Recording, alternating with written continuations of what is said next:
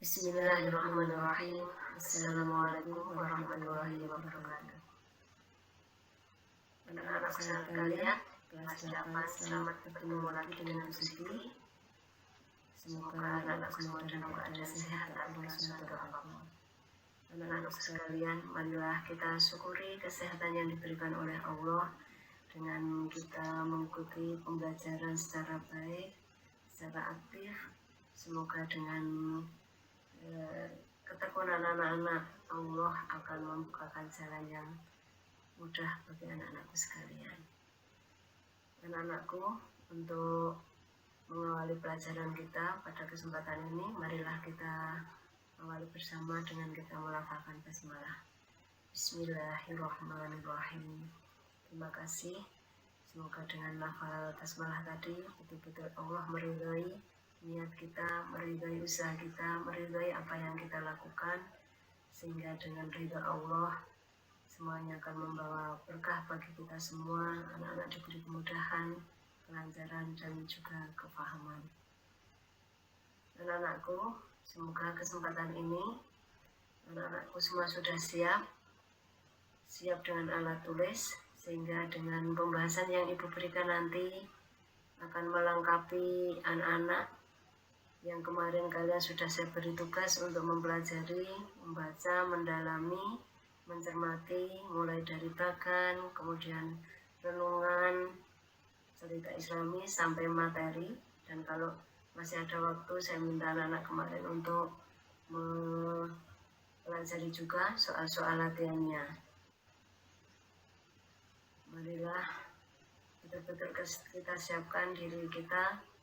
Semoga nanti anak-anak betul-betul bisa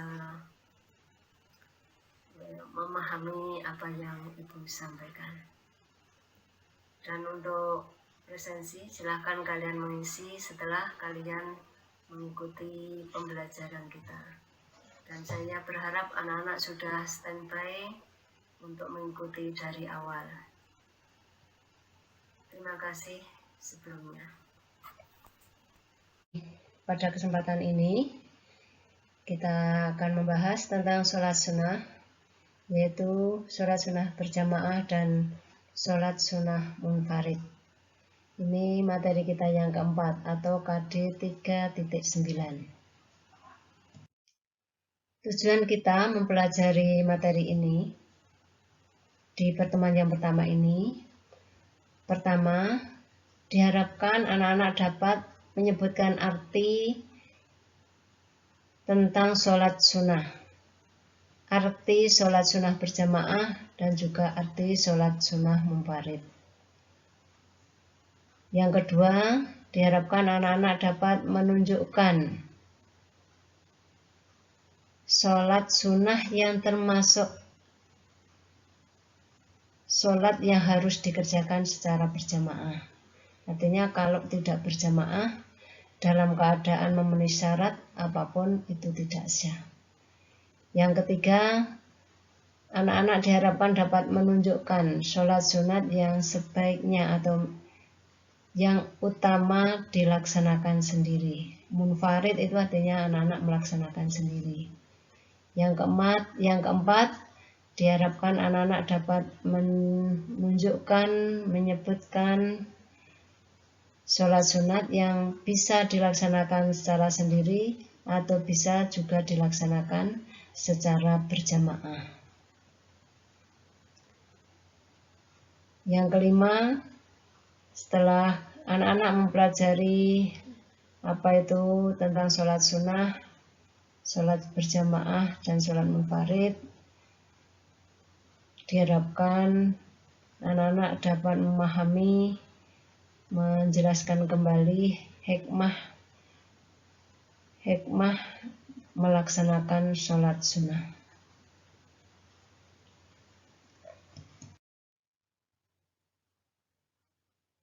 Yang pertama, anak-anak diharapkan mengerti apa itu artinya sholat sunnah.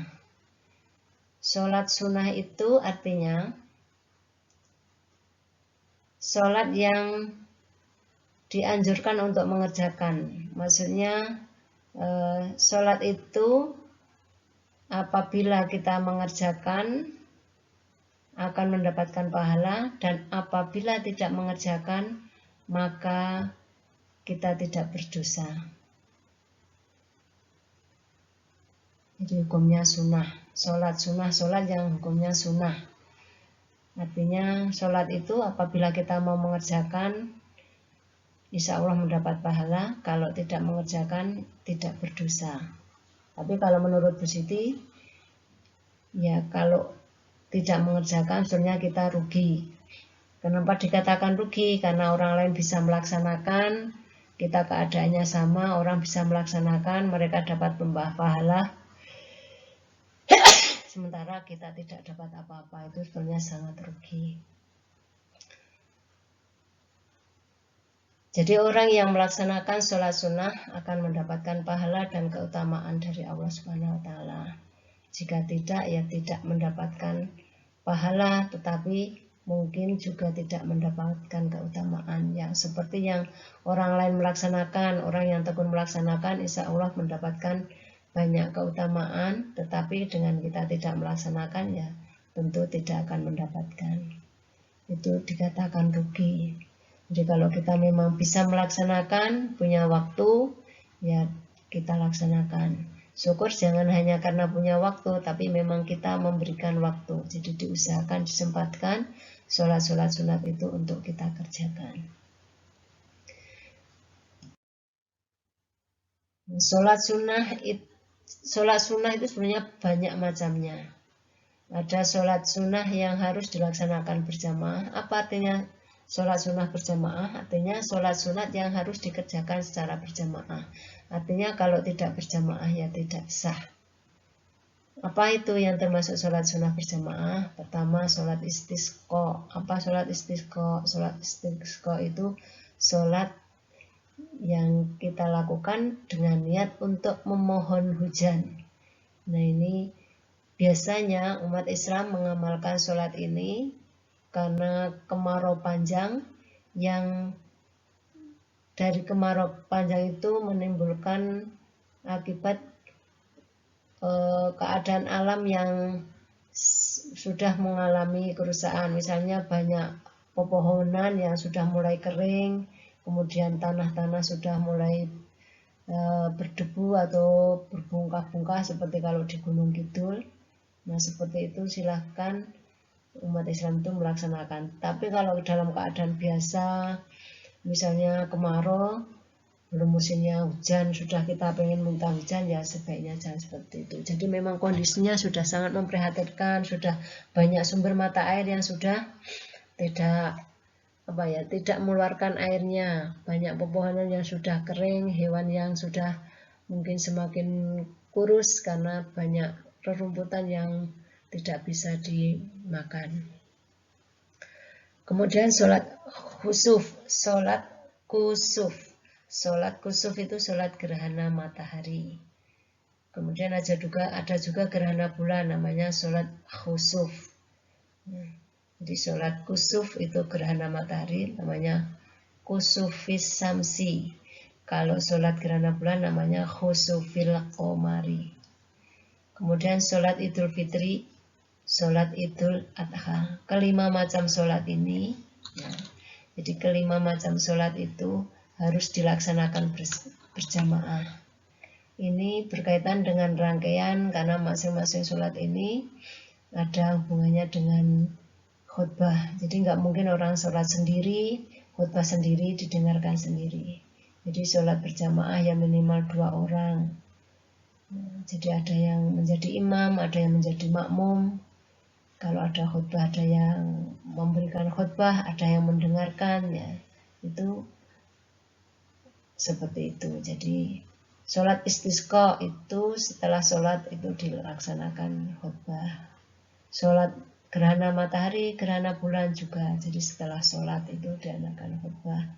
Kemudian sholat idul fitri, idul adha juga. Jadi masing-masing ini ada rangkaiannya dengan khutbah. Jadi oleh karena itu maka sholat ini ya harus berjamaah.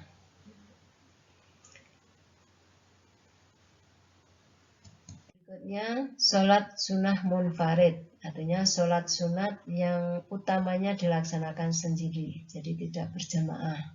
Apa itu? Misalnya sholat istikharah.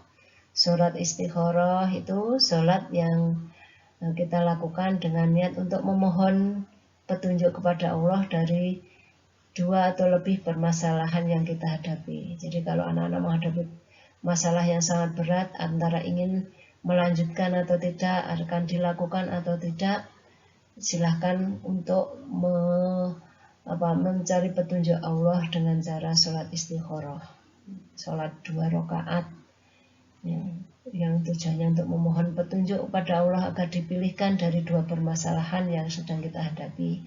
Mana yang harus kita lakukan, mana yang harus kita tinggalkan, mana yang manfaat untuk kita dunia maupun akhirat.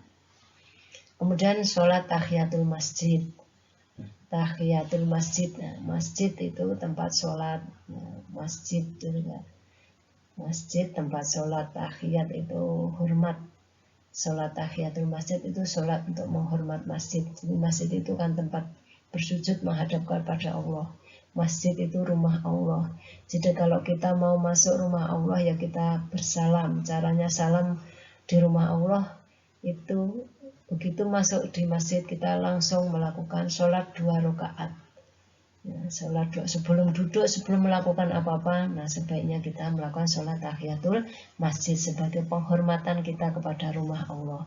Jadi seperti kita kalau bertamu di rumah orang, nah kita mengucapkan salam, kita kula nuwun, kita ketuk pintu, nah itu adabnya kita. Kalau sesama hubungannya dengan sesama manusia, kalau hubungannya dengan Allah, masuk rumah Allah ya kita menghormat dengan cara melakukan sholat sunat tahiyatul masjid. Itu. Kemudian sholat rawatib. Sholat rawatib itu sholat yang pelaksanaannya mengiringi sholat fardu. Jadi sebelum kita melakukan sholat fardu, kita melakukan sholat sunnah dulu 2 rakaat. Nah itu namanya sholat rawatib. Ada yang dilaksanakan sebelum, ada yang dilaksanakan sesudah sholat rawatib. Itu apa namanya sholat rawatib. Nah sholat-sholat ini sebaiknya dilakukan sendiri. Jadi tahiyatul masjid misalnya, karena kedatangan kita ke masjid kan tidak bersamaan. Nah, jadi tentu ini melakukan sendiri. Istikharah itu juga kepentingannya sendiri. Sholat rawatib juga itu kepentingannya sendiri. Misalnya terpaksanya nggak mau melakukan ya tidak apa-apa, tapi itu lebih utama untuk kita melakukan. Untuk menyempurnakan sholat fardu, barangkali sholat fardu kita ada yang kurang sempurna dalam hal apa, bisa disempurnakan kita dengan melaksanakan sholat rawatib. Berikutnya sholat sunnah yang boleh dilaksanakan secara berjamaah. Maaf ini salah tulis ya. Sholat berjamaah ini keliru ini.